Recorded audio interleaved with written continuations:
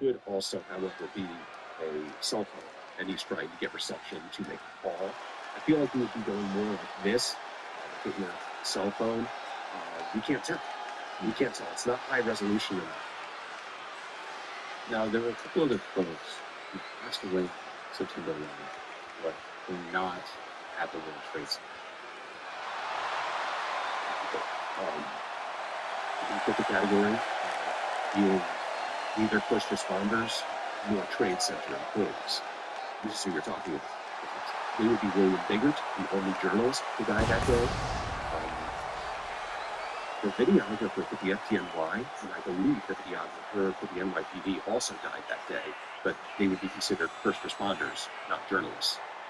William Biggert is the only journalist to die that day, one of the few journalists who doesn't run when the South Tower comes down. And so the North Tower is still standing.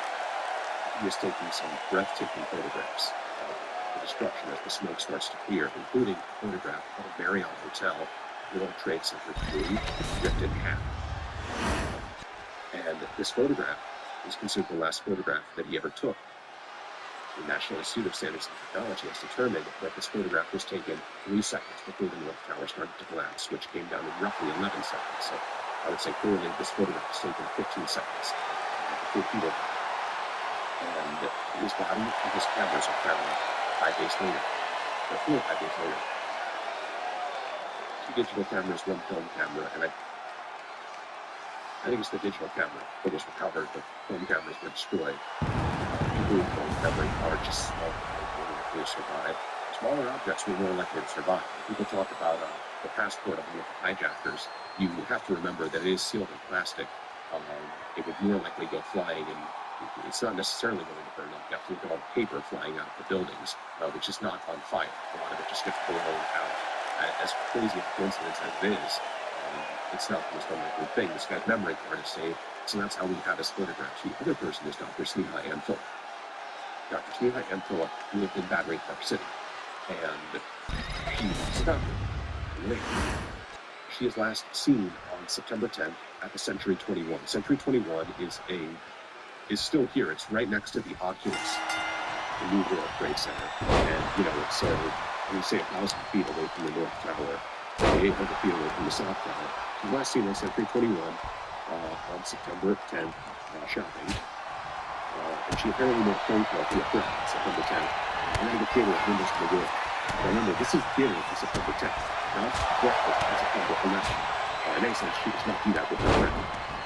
Very early in the morning, September 11th, she appears on security camera footage at the apartment building she lived in. And it's silhouette. The way the lighting is striking, you can't tell. Her husband says, fiance or husband says, I believe that's her, but unclear. And then she goes missing. The piece of her is out of town. The piece of her DNA is out of town. And no shooting as her visitor. And so she ends up being the most questionable name in 9/11 remote. It, Dr. Sneha Ann Philip. See what happened that day, and they would have a personal reason to decide. And so this was that. And I would say the most likely thing is that she did that. Because the famous, did she use this as an opportunity to run away and start a new life? Well, she wouldn't be the only person that tried to.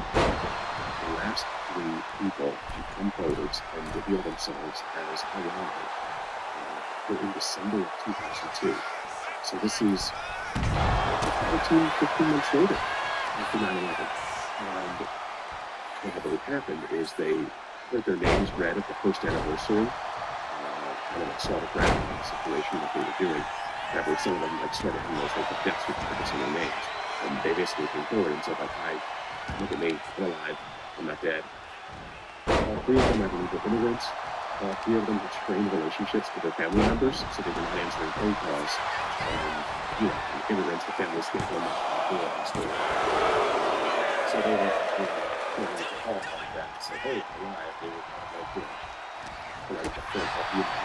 But this delay, whether intentional or unintentional, whether they were there or unaware, seeking to blame anybody, criticizing, no one to December of 2002. That's the last time everybody was removed from the list again.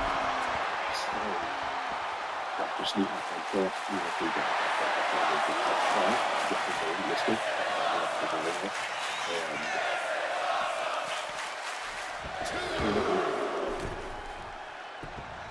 And if there's any question from that day, she would be most likely. I mean, it's possible to still people, you know, that never the possibility as well as it is.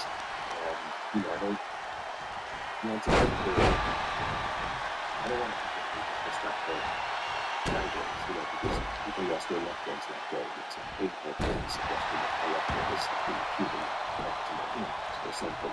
It is crazy, but not so crazy. Many people killed it, deliberately or undeliberately. Dr. Sneaton, I believe, is one of the people who out of the and the rest of it from people that can't do it. This suggestion has a little bit of the possibility that, you know, somebody's not going to pay. Just the chance that they're running and slightly around. It's lower, 100%. To be clear, it's clear that she had the affair with everyone else has been forward. She's not a good threat to live. So, just something I wanted to agree with it.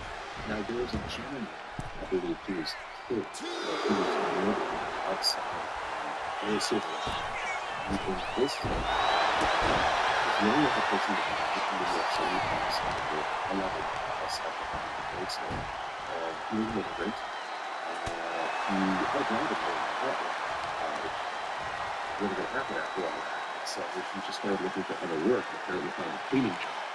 It's a little bit strange. It's like it's a cleaning job, and they want you coming in at 11 o'clock at night, and you know, not for long. And he gets on. He gets up the very train station. He gets up at the right end. He works the long flag after 25, and he was shot. I believe he tended to dress in military fatigues, and you know, he has a thick accent. Given the heat of emotions of that day, this was a very dangerous movement that he was doing.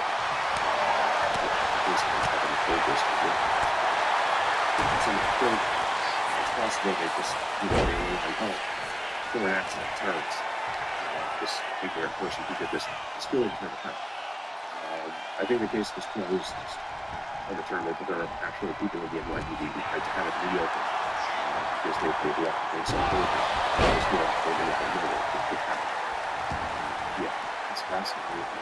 Let's not down. Let's take a break really quick because if you're anything like me, you like a little. You like to make a drive.